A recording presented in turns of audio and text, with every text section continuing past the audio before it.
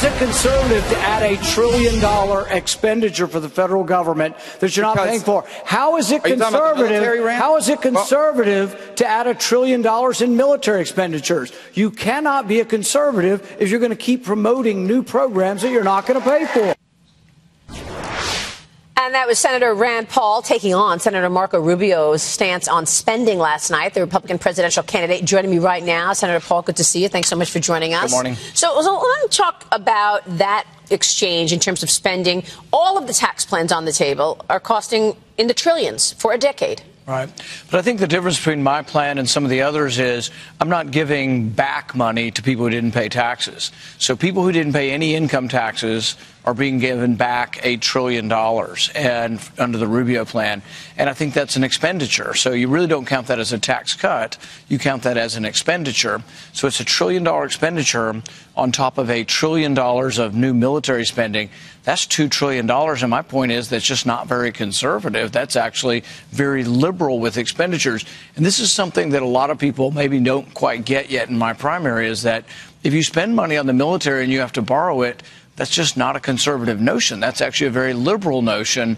And really, we become part of the problem. If we really care about the debt, you have to care about spending across the board. Well, let me ask you about spending as it relates to defense, because we know that we're in a new world right now. We've got terrorists around the world. I think I made the point last night that terrorist activity is up 61%. Right. It's dominated by 5 countries, including Afghanistan, Iraq, Syria.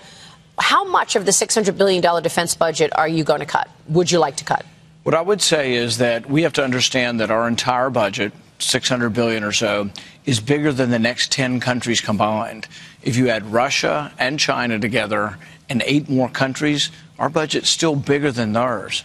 And when you talk about terrorism, we say, well, there's terrorism in Libya, and a third of Libya is now pledging allegiance to ISIS. Well, Marco Rubio supported Hillary's war in Libya, which destabilized the region. And so Marco really should explain himself that when he is concerned about ISIS in Libya, he needs to explain why he supported toppling Gaddafi, because in toppling Gaddafi, I think we created a chaotic, unstable situation in which ISIS was able to take advantage of the situation. So what is the plan then to defeat ISIS? And what is the plan to make sure that America has the right tools it needs in terms of defense? I think we need to amplify our allies. And what I mean by that is I would send weapons directly to the Kurds. We need to encourage the Turks. We need to encourage the Shiite government in Baghdad. And we need to encourage all enemies of ISIS to be participating in this. But don't we know right now that they're running from it? I mean, they don't even want to be involved. Not necessarily. Actually, Russia is coming to the fight.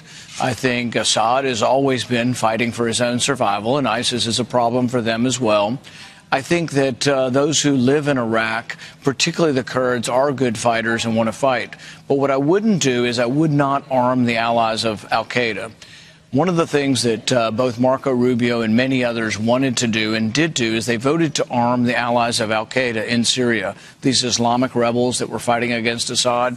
I think that was a mistake. You still have many of them who want to arm the allies of al-Qaeda. And I don't think radical Islam should be funded in any way, and I don't think radical Islam should be given weapons.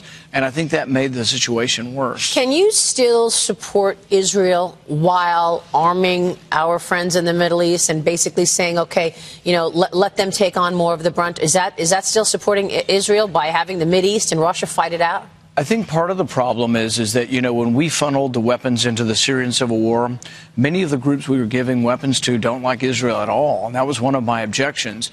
One of the groups said that when they were done fighting against Assad, they would turn the weapons that we gave them against Israel. Well, that's what I'm saying. Golan Heights back. I don't think you can. Then you don't support Israel.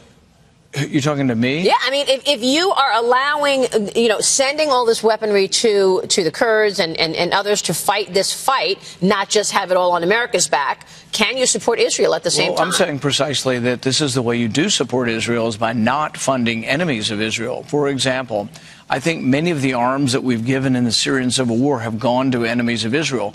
But this is our weapons going to them. I'm opposed to that. So of course you are, yeah. Yeah, but many people on our side, Marco Rubio included, have been for sending arms to these Islamic rebels.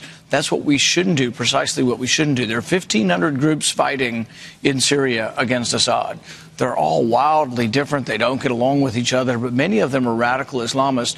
But not one of those 1,500 fighting groups against Assad, not one of them actually would recognize Israel. So I think it's a mistake to be supporting and giving arms to people who one day may turn around and fight and attack Israel. Let me switch real quick on economic issues. You've been very vocal about the Federal Reserve, have had real ideas here.